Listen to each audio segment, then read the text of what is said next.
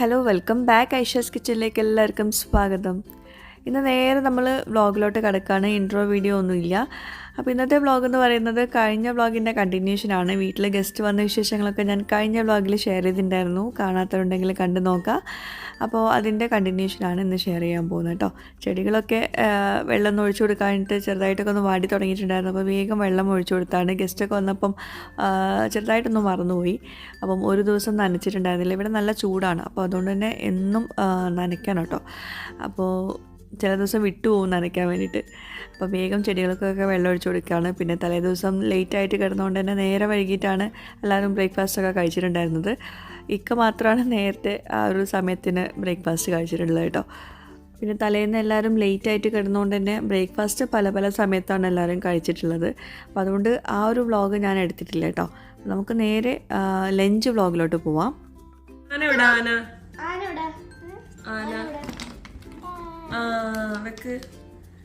പിന്നെ ലയൺ എവിടെ? ലയണിനെ വെക്ക്, നല്ലപോലെ വെക്ക്. പെൻഗ്വിൻ എവിടെ? പെൻഗ്വിൻ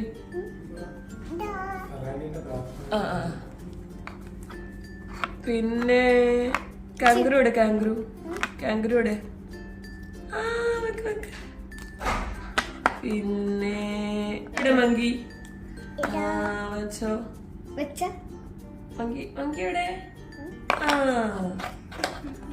ജിറാഫ് എവിടെ?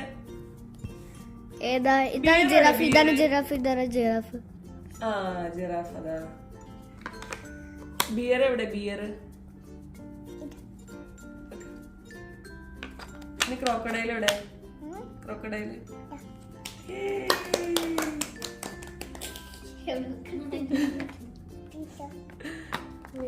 Very good. അപ്പോൾ ഇന്ന് നാടൻ ചോറും കറികളൊക്കെ ഉണ്ടാക്കുന്നത്. അപ്പോൾ ആദ്യം തന്നെ ചോറ് വേവിക്കാൻ വെക്കുകയാണ്. ഞാൻ അരി സോക്ക് ചെയ്ത് വെച്ചിട്ടുണ്ടായിരുന്നു. അപ്പോൾ വെള്ളമൊക്കെ ഒഴിച്ചിട്ട് അരി വേവിക്കാൻ വെച്ചിട്ടുണ്ട്. പിന്നെ പുളി കുറച്ചൊന്ന് വെള്ളത്തിൽ സോക്ക് ചെയ്ത് വെക്കുകയാണ്. ഇതെനിക്ക് മാലി കൊണ്ടുവന്ന് തന്നതാണ്. മാലിക്ക് അവളുടെ ഫ്രണ്ട് ആരോ കൊണ്ടുവന്ന് കൊടുത്താണ്, നാട്ടിൽ നിന്ന് കൊണ്ടുവന്നതാണെന്ന് പറഞ്ഞു. അപ്പോൾ മാലി അധികം പുളി യൂസ് ചെയ്യാത്ത ആളാണ്. അപ്പോൾ ഞാനല്ല ഇവിടെ പുളിയൊക്കെ യൂസ് ചെയ്യുന്നത്. അപ്പോൾ എനിക്ക് കുറച്ച് കൊണ്ടുവന്ന് തന്നതാണ്. അപ്പോൾ നാട്ടിലെ നാടൻ പുളിയാട്ടത്. അപ്പോൾ കുറച്ച് വെള്ളത്തിൽ സോക്ക് ചെയ്ത് വെക്കുകയാണ്. 2 റെസിപ്പീസിലോട്ട് നമുക്ക് പുളി ആവശ്യമുണ്ട്. പിന്നെ ഇത് ചെറുപയർ വെള്ളത്തിൽ സോക്ക് ചെയ്ത് വെച്ചിട്ടുണ്ടായിരുന്നു. തലേന്ന് രാത്രി സോക്ക് ചെയ്ത് വെച്ചിട്ടുണ്ടായിരുന്നു. അപ്പം അതൊന്ന് കഴുകിയെടുത്തിട്ട് അതൊന്ന് പ്രഷർ കുക്ക് ചെയ്തെടുക്കണം. ഈ ചെറുപയറിൻ്റെ ഐറ്റം ഞാൻ ഒരുപാട് തവണ നിങ്ങളുമായിട്ട് ഷെയർ ചെയ്തിട്ടുണ്ട്. നമ്മൾ പണ്ട് സ്കൂളിലൊക്കെ കിട്ടുന്ന ആ ഒരു ചെറുപയർ കറിയില്ലേ, അതാണ് ഷെയർ ചെയ്യുന്നത്. അതിൽ കുറച്ചൊന്ന് വെറൈറ്റി ആക്കാൻ വേണ്ടിയിട്ട് കുറച്ച് വെളുത്തുള്ളിയൊക്കെ ഇട്ടിട്ട് ചെയ്യുന്നുണ്ട്. അപ്പം ആദ്യം ചെറുപയർ കുറച്ച് വെള്ളത്തിൽ ഒന്ന് പ്രഷർ കുക്ക് ചെയ്തെടുക്കണം. ഉപ്പൊന്നും ചേർത്തില്ല കേട്ടോ ചെറുപയറിലോട്ട്. ഇനി നമുക്ക് ചെമ്മീൻ കറി ഉണ്ടാക്കാൻ വേണ്ടിയിട്ട് ചട്ടി ചൂടാക്കിയിട്ട് കുറച്ച് വെളിച്ചെണ്ണയിൽ ചെമ്മീൻ ഒന്ന് കഴുകി വൃത്തിയാക്കിയ ചെമ്മീൻ ഒന്ന് അങ്ങോട്ടൊന്ന് ചൂടാക്കിയെടുക്കുക. പിന്നെ കുറച്ച് മുളക് പൊടി, മഞ്ഞൾപ്പൊടി, ഉപ്പ് ഇതെല്ലാം കൂടി ചേർത്തിട്ട് ചെമ്മീൻ അങ്ങോട്ട് ഒരു 2-3 മിനിറ്റ് അങ്ങോട്ട് സോട്ട് ചെയ്തെടുത്താൽ മതി. പിന്നെ കുറച്ച് മുരിങ്ങക്കായ ഇട്ടിട്ടുണ്ട്. പിന്നെ പച്ചമുളകും ചേർത്തിട്ടുണ്ട്. എല്ലാം കൂടി അങ്ങോട്ട് ഒരു 2-3 മിനിറ്റ് അങ്ങോട്ട് മിക്സ് ചെയ്തെടുത്താൽ മതി. അപ്പോൾ അത് ചെമ്മീനൊക്കെ വെള്ളം ഊറി വരും. അപ്പോൾ ചെമ്മീനൊന്ന് കോരി മാറ്റുന്നുണ്ട്. നമുക്കതൊന്ന് ആ ഒരു ചെമ്മീൻ്റെ കളറൊന്ന് മാറാൻ വേണ്ടിയിട്ട് സോട്ട് ചെയ്താൽ മതി കേട്ടോ. ഇനി നമുക്ക് വേറൊരു പാത്രത്തിലോട്ട് ഒരു വലിയ തക്കാളി എടുത്തിട്ടുണ്ട്. ചെറിയ തക്കാളി ആണെങ്കിൽ 2 എടുക്കുക. പിന്നെ ചെറിയ ഉള്ളിയാണ് വേണ്ടത്. ചെറിയ ഉള്ളി ചെറുതായിട്ട് ചോപ്പ് ചെയ്തതും. പിന്നെ മുളക് പൊടി ഒരു 3 ടീസ്പൂണ്, മഞ്ഞൾപ്പൊടി, മല്ലിപ്പൊടി ഒരു 3 ടേബിൾ സ്പൂൺ കേട്ടോ. മല്ലിപ്പൊടി കുറച്ച് കൂടുതൽ എടുത്തിട്ടുണ്ട്. ആവശ്യത്തിന് ഉപ്പും ചേർത്തിട്ടുണ്ട്. പിന്നെ പുളി വെള്ളം കുറച്ച് ഒഴിച്ചു കൊടുക്കുക. എന്നിട്ട് ഇതെല്ലാം കൂടി നന്നായിട്ട് കൈകൊണ്ട് ഉടച്ചെടുക്കുക. അപ്പം വേറെ രീതിയിൽ ഞാൻ മുമ്പ് ഷെയർ ചെയ്തിട്ടുണ്ടായിരുന്നു. അതായത് ഇത് വഴറ്റിയെടുത്തിട്ട് പേസ്റ്റ് ആക്കുന്നത്. അപ്പോൾ ഇത് വഴറ്റിയെടുക്കാണ്ട് എണ്ണ അധികം ഉപയോഗിക്കാണ്ട് നമ്മളിപ്പോൾ ഇത് ചെയ്തെടുക്കുന്നത് കേട്ടോ. അപ്പം ആദ്യം ആ ഒരു നന്നായിട്ട് സ്ക്യൂസ് ചെയ്ത് ചേർത്ത് കുറച്ച് വെള്ളം കൂടി ചേർത്തിട്ട് വേവിക്കാൻ വെക്കുക കേട്ടോ. അപ്പം നമ്മുടെ ചോറ് റെഡി ആയിട്ടുണ്ട്. ഇനി അടുത്ത റെസിപ്പി വെണ്ടക്ക റോസ്റ്റാണ് ഉണ്ടാക്കുന്നത്. അതിനായിട്ട് തക്കാളി ബ്ലെൻഡറിൻ്റെ ജാറിലോട്ട് വലിയ കഷ്ണങ്ങളായിട്ട് ഇട്ട് കൊടുക്കുക. മഞ്ഞൾപ്പൊടി, മുളക് പൊടി ഒരു 2 ടീസ്പൂണൊക്കെ ഇട്ടോളൂ. മഞ്ഞൾപ്പൊടി കുറച്ച് മതി. ആവശ്യത്തിന് ഉപ്പ് ചേർത്തിട്ട് വെള്ളം ഒഴിക്കാണ്ട് നല്ലോണം അരച്ചെടുക്കുക. നല്ലോണം പേസ്റ്റ് പരുവത്തിൽ അരച്ചെടുക്കണം കേട്ടോ. നല്ല ടേസ്റ്റാട്ടോ ഈ റോസ്റ്റ്. ഇനി നമുക്ക് ഈ തക്കാളി റോസ്റ്റ് ഉണ്ടാക്കുന്നതിന് മുമ്പ് ഞാൻ ഈ സ്പൈസിൻ്റെ ബോക്സിൽ കുറച്ച് സ്പൈസസൊക്കെ ഒന്ന് ഇട്ട് വയ്ക്കട്ടെ. എല്ലാം കഴിഞ്ഞ് തുടങ്ങിയിട്ടുണ്ടായിരുന്നു. അപ്പോൾ പാന് ചൂടാക്കിയിട്ട് വെളിച്ചെണ്ണ ഒഴിച്ച് കൊടുക്കുക. ആദ്യം നമുക്ക് കടുക് ഇട്ട് കൊടുക്കുക. കടുക് പിന്നെ ഉലുവ കുറച്ചിട്ട് കൊടുക്കുക. കടുകും ഉലുവയും പൊട്ടിക്കഴിഞ്ഞ ശേഷം കറിവേപ്പില ഇട്ട് കൊടുക്കുക.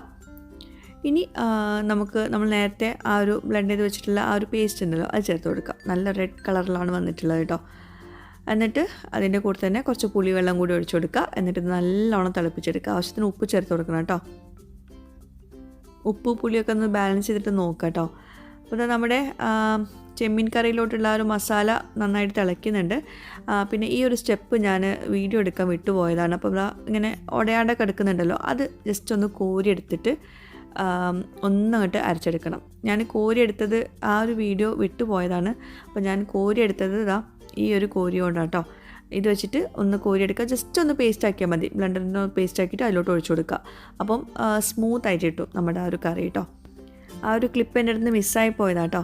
അപ്പോൾ നമ്മുടെ വെണ്ടയ്ക്ക റോസ്റ്റിലോട്ടുള്ള മസാല നന്നായിട്ട് കുക്കായിട്ടുണ്ട്, നന്നായിട്ട് തിളയ്ക്കുന്നുണ്ട്. അതിലോട്ട് നമുക്ക് വെണ്ടയ്ക്ക ഒരു മീഡിയം സൈസ് പീസാക്കിയിട്ട് കട്ട് ചെയ്തത് ചേർത്ത് കൊടുക്കുക. എന്നിട്ട് നന്നായിട്ട് മിക്സ് ചെയ്യുക. ഇനി ഇതിലോട്ടൊന്നും ചേർക്കാനില്ല. നന്നായിട്ടൊന്ന് കുക്ക് ചെയ്തെടുക്കുക. വെണ്ടയ്ക്ക കുക്കാവുന്നവരെ കുക്ക് ചെയ്തെടുക്കുക, അത്രയേ ഉള്ളൂ. അപ്പോൾ നമ്മുടെ ചെമ്മീൻ കറിയിലോട്ടുള്ള ഒരു ഗ്രേവി നന്നായിട്ട് കുക്കായിട്ടുണ്ട്. ടേസ്റ്റ് നോക്കുക, ഉപ്പ് പുളിയൊക്കെ ബാലൻസ് ചെയ്തിട്ടുണ്ടോ എന്ന് നോക്കുക. അപ്പോൾ കറി നല്ല സ്മൂത്തായിട്ടാണ് വന്നിട്ടുള്ളത്. അത് ആ പേസ്റ്റ് ആക്കാൻ വിട്ടു പോകണ്ട കേട്ടോ. അപ്പോൾ ഇങ്ങനെ ചെയ്യുമ്പോൾ നമുക്ക് ഒരുപാട് എണ്ണയിലൊന്നും വഴറ്റിയെടുക്കേണ്ട ആവശ്യമില്ല. അല്ലെങ്കിൽ നമുക്ക് ഉള്ളി തക്കാളിയൊക്കെ നന്നായിട്ടൊന്ന് വഴറ്റിയെടുത്തിട്ട് പേസ്റ്റ് ആക്കേണ്ടി വരും. അപ്പോൾ ഈ ഒരു കറി നന്നായിട്ട് തിളച്ച ശേഷം അതിലോട്ട് നേരത്തെ നമ്മൾ സോട്ട് ചെയ്ത് വെച്ചിട്ടുള്ള ചെമ്മീനും പച്ചമുളക് മുരിങ്ങക്കായ് എല്ലാം കൂടി ചേർത്ത് കൊടുക്കുക. ആവശ്യത്തിന് ഉപ്പ് ചേർത്ത് കൊടുക്കുക. നന്നായിട്ട് കുക്ക് ചെയ്തെടുക്കുക. ആ മുരിങ്ങക്കായും അതുപോലെ ചെമ്മീനൊക്കെ നന്നായിട്ട് കുക്കാവണം കേട്ടോ. അപ്പോൾ അതുവരേക്കും നന്നായിട്ട് കുക്ക് ചെയ്തെടുക്കുക ആ ഒരു ഗ്രേവിയിൽ. അതുപോലെ നമ്മുടെ വെണ്ടയ്ക്ക റോസ്റ്റ് കണ്ടോ നന്നായിട്ട് റെഡി ആയിട്ടുണ്ട്. ഇത് ദോശയുടെ കൂടെ ചപ്പാത്തിയുടെ കൂടെ അതുപോലെ ചോറിൻ്റെ കൂടെയൊക്കെ നല്ല കോമ്പിനേഷൻ വരുന്നൊരു റോസ്റ്റാണ്. എല്ലാവരും ട്രൈ ചെയ്യുക കേട്ടോ. വേണമെങ്കിൽ പച്ചവെളിച്ചെണ്ണ മുകളിൽ ഒഴിച്ചു കൊടുക്കുക. അപ്പോൾ നമ്മുടെ ചെറുപയറും ഒരു 2 വിസിൽ വരുന്നവരെ കുക്ക് ചെയ്തെടുത്തിട്ടുണ്ട്, വെന്തിട്ടുണ്ട്. അതുപോലെ നമ്മുടെ ചെമ്മീൻ കറി കണ്ടോ നല്ല അടിപൊളി മണമായിരുന്നു കേട്ടോ. മുരിങ്ങക്കായ് ഒന്നും കൂടി വേവാനുണ്ടായിരുന്നു. അപ്പോൾ ഒന്നുകൂടി അടച്ച് വയ്ക്കുകയാണ്. മുരിങ്ങക്കായ് വെന്ത് ഉടയാൻ പാടില്ല കേട്ടോ. അപ്പോൾ നമ്മുടെ ചെറുപയറിലോട്ട് ആവശ്യത്തിന് ഉപ്പ് ചേർത്ത് കൊടുക്കുക. എന്നിട്ട് ഒന്ന് വേവിച്ചെടുക്കുക. ഇനി നമുക്ക് കുറച്ച് വെളുത്തുള്ളി ചെറുതായിട്ട് ചോപ്പ് ചെയ്തതും കുറച്ച് പച്ചമുളകും വെളിച്ചെണ്ണയിൽ ഒന്നങ്ങോട്ട് വറുത്തിട്ട് നമുക്ക് ചെറുപയറിൻ്റെ ആ ഒരു കറിയിൽ ഇട്ട് കൊടുക്കാനാണ് കേട്ടോ. സാധാരണ ഞാൻ ഈ ഒരു കറിയിൽ ചെറുപയർ കറിയിലോട്ട് ജസ്റ്റ് മുകളിൽ പച്ചവെളിച്ചെണ്ണ ഒഴിച്ചു കൊടുക്കാറുള്ളൂ. അപ്പോൾ ഇതിൽ വെളുത്തുള്ളിയും ഈ പച്ചമുളകും കൂടി ചേർത്തിട്ട് ഇങ്ങനെ കറിവേപ്പിലയും കൂടി ചേർത്തിട്ട് ഇട്ട് കൊടുക്കുമ്പോൾ ഒരു പ്രത്യേക സ്വാദാണ്. അപ്പോൾ അത് വേണമെങ്കിൽ ചെയ്താൽ മതി. പക്ഷേ ഇത് ചേർക്കുമ്പോൾ വേറൊരു ടേസ്റ്റാണ്. അപ്പോൾ ഞാൻ മുമ്പത്തെ റെസിപ്പിയിൽ കാണിച്ചിട്ടുണ്ടായിരുന്നു ചെറുപയർ നമ്മൾ സ്കൂളിലൊക്കെ ഉണ്ടാക്കുന്ന പോലെ. അപ്പോൾ അങ്ങനെയും ചെയ്തെടുക്കുക, ഇങ്ങനെയും ചെയ്തെടുക്കാം. ഇനി നമ്മൾ കറി വറവിട്ട് കൊടുക്കുകയാണ്. ചെറിയ ഉള്ളി അതുപോലെ ഉലുവ കറിവേപ്പില എല്ലാം കൂടി ഒന്ന് വറുത്തിട്ട് കറീൻ്റെ മുകളിൽ ഒഴിച്ചു കൊടുത്തിട്ടുണ്ട്. അപ്പം കറിയും റെഡി ആയിട്ടുണ്ട്. ഇനി നമുക്ക് മീൻ ഗ്രില്ല് ചെയ്യാനുണ്ട്. ശരിയാണ്, അത് ഇക്കപ്പോൾ രാവിലെ പോയിട്ട് കൊണ്ടുവന്നതാണ് കേട്ടോ. മുളക് പൊടി, മഞ്ഞൾപ്പൊടി, മല്ലിപ്പൊടി, ഉപ്പ്, വിനാഗിരി അല്ലെങ്കിൽ ചെറുനാരങ്ങയുടെ നീര് ചേർത്ത് കൊടുക്കുക. ഈ ഒരു മസാലയും ഞാൻ ഒരുപാട് തവണ ഷെയർ ചെയ്തിട്ടുണ്ട്. ഈ മീൻ ഗ്രില്ല് ചെയ്യുന്ന മസാല കേട്ടോ. അപ്പോൾ കുറച്ച് വെള്ളത്തിൽ നല്ലോണം തിക്കായിട്ട് പേസ്റ്റ് ആക്കിയിട്ട് മസാല റെഡിയാക്കണം. എന്നിട്ട് നമ്മുടെ മീനിൽ നന്നായിട്ട് തേച്ച് പിടിപ്പിക്കുക. ഞാൻ ഇഞ്ചി വെളുത്തുള്ളി പേസ്റ്റ് ഒന്നും മീനിൽ തേക്കാറില്ല കേട്ടോ. ഇത് എൻ്റെ ഒരു സിമ്പിൾ മസാലയാണ്. നല്ല ടേസ്റ്റാണ് ഇങ്ങനെ ഗ്രില്ല് ചെയ്യുമ്പോൾ. എന്നിട്ട് ഗ്രില്ലിൻ്റെ മുകളിൽ വെച്ച് കൊടുക്കുക. ഇതിൻ്റെ മുകളിൽ കുറച്ച് പച്ചവെളിച്ചെണ്ണ ഒഴിച്ചു കൊടുക്കുക. എന്നിട്ട് ഓവനിൽ ഗ്രില്ല് ചെയ്തെടുക്കുക. 200 ഡിഗ്രിയിൽ ഒരു 15 മിനിറ്റ്. തിരിച്ചിട്ട് കൊടുക്കേണ്ട ആവശ്യമില്ല കേട്ടോ. അപ്പോൾ നമ്മുടെ ചെറുപയർ കറി റെഡി ആയിട്ടുണ്ട്. ഒക്കെ സെർവ് ചെയ്യാൻ നമുക്ക് ബൗളിലേക്ക് ഒഴിച്ചു കൊടുക്കാം.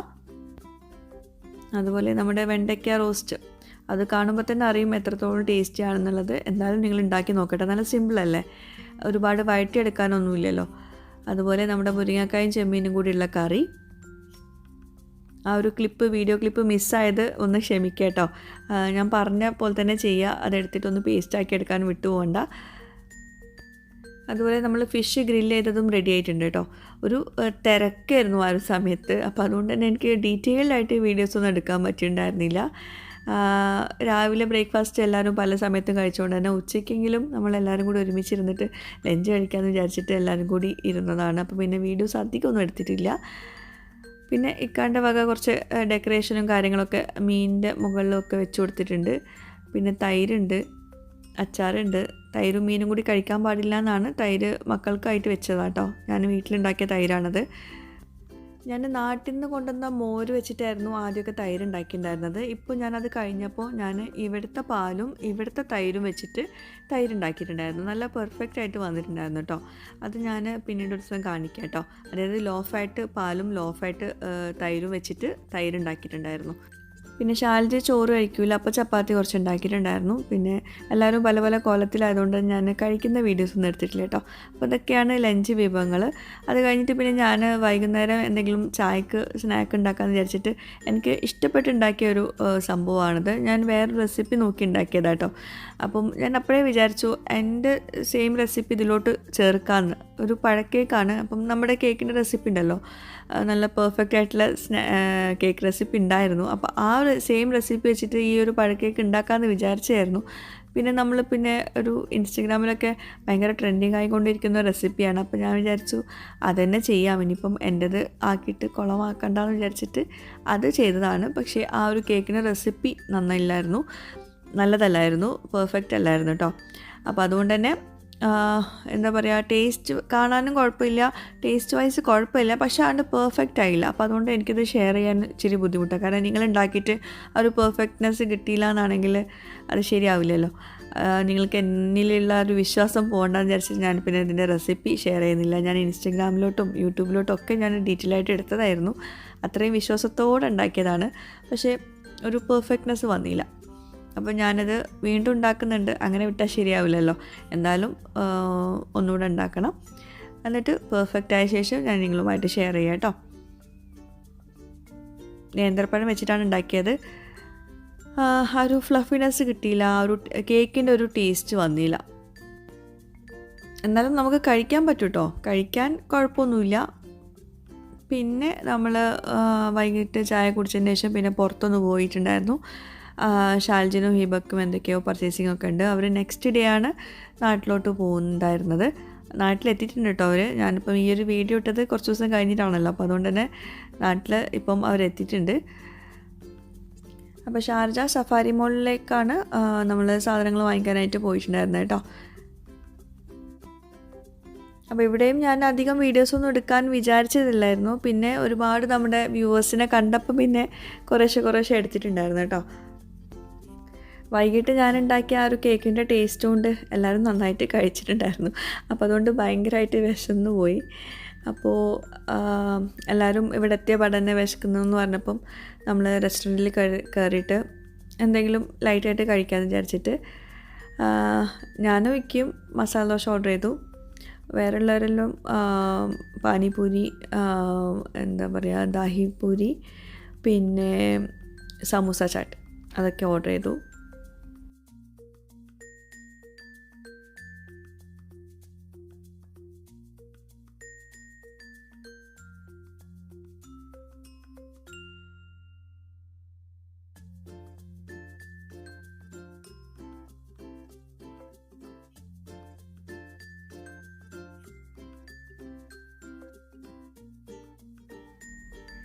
ഞാൻ എപ്പോഴും വിചാരിക്കും ഇങ്ങനെ ഷോപ്പിങ്ങിനൊക്കെ വരുമ്പോൾ വീഡിയോസൊന്നും എടുക്കണ്ടെന്ന്. അങ്ങനെ എടുക്കണ്ടെന്ന് വിചാരിച്ച് നിൽക്കുന്ന സമയത്താണ് പല വ്യൂവേഴ്സിനും നമ്മൾ അവിടെ വെച്ചിട്ട് കാണുന്നത്. അപ്പം നമ്മുടെ ഒരു സന്തോഷമല്ലേ അവരെ നിങ്ങളുമായിട്ട് ഷെയർ ചെയ്യുമ്പോഴൊക്കെ. അപ്പം ചിലരൊന്നും വീഡിയോസ് എടുക്കണ്ടെന്ന് പറയും, ചിലർ കുഴപ്പമില്ല എന്ന് പറയും. അപ്പം എന്തായാലും കുറച്ച് പേരൊക്കെ ഞാൻ വീഡിയോസിൽ കാണിക്കാം. എന്തായാലും ഒരുപാട് സന്തോഷമാണ് പുറത്തുനിന്ന് ഇങ്ങനെ പലരെയും കാണുമ്പോൾ. എന്താ പറയുക, ഒട്ടും പരിചയമില്ലാത്ത ആൾക്കാർ നമ്മൾ ഭയങ്കര പരിചയമുള്ള പോലെ സംസാരിക്കുന്നതും അത് കാണുമ്പോൾ വല്ലാത്തൊരു സന്തോഷം തന്നെയാണ്. ഒരുപാട് പേരെ ഇവിടുന്നും കാണാൻ പറ്റി. ഒരുപാട് സന്തോഷം. അതുപോലെ പുറത്തുനിന്ന് ഇങ്ങനെ പലരെയും കാണുമ്പോൾ മിക്കവരും എന്നോട് ഫസ്റ്റ് ചോദിക്കുന്ന കാര്യം എന്താണെന്നറിയോ, ഇക്കാക്ക് ഇപ്പം എങ്ങനെയുണ്ടെന്നാണ്. എല്ലാം ഓക്കെ അല്ലേ, കുഴപ്പമൊന്നുമില്ലല്ലോ, നമ്മളെല്ലാവരും പ്രാർത്ഥിക്കാറുണ്ട് കേട്ടോ എന്നൊക്കെ പറഞ്ഞിട്ടുള്ള ആ ഒരു വാക്കുകളുണ്ടല്ലോ, അത് ഭയങ്കര സന്തോഷം തരുന്ന ഒരു വാക്കുകളാട്ടോ. അപ്പോൾ തുടർന്നും നിങ്ങളുടെ പ്രാർത്ഥനയിൽ നമ്മളെല്ലാവരും ഉണ്ടാവുമെന്ന് പ്രതീക്ഷിക്കുന്നു. ഒരുപാട് സന്തോഷം കേട്ടോ. പിന്നെ അതാ ചില വീഡിയോസൊന്നും ഫുള്ളായിട്ട് കിട്ടിയില്ല. റോസ് വരുന്ന വീഡിയോ എടുത്തിട്ടുണ്ടായിരുന്നു കേട്ടോ.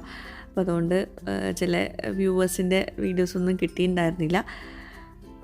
അങ്ങനെ പുറത്ത് ഇറങ്ങാൻ നേരത്ത് കുറച്ച് പേരെയും കൂടി കണ്ടു. അപ്പോൾ എന്തായാലും ഇന്നത്തെ ഈ ഒരു വ്ളോഗ് ഇത്രയൊക്കെയാണ്. അപ്പോൾ എല്ലാവർക്കും ഈ ഒരു വ്ളോഗ് ഇഷ്ടമായിട്ടുണ്ടാവുമെന്ന് വിശ്വസിക്കുന്നു. എന്തായാലും റെസിപ്പീസൊക്കെ എല്ലാവരും ട്രൈ ചെയ്യുക. പിന്നെ എപ്പോഴും പറഞ്ഞ് നിങ്ങളെ ബോറടിപ്പിക്കുന്നില്ല. വീഡിയോ ഇഷ്ടമായിട്ടുണ്ടെങ്കിൽ ഒന്ന് ലൈക്ക് ചെയ്യുക, കമൻറ്റ് ചെയ്യുക, സബ്സ്ക്രൈബ് ചെയ്യാതെ കാണുന്നവരുണ്ടെങ്കിൽ ഒന്ന് സബ്സ്ക്രൈബ് ചെയ്യുക. അപ്പോൾ പുതിയൊരു വീഡിയോയുമായിട്ടോ വ്ളോഗുമായിട്ടൊക്കെ വരുന്നവരേക്കും ബൈ. Thank you.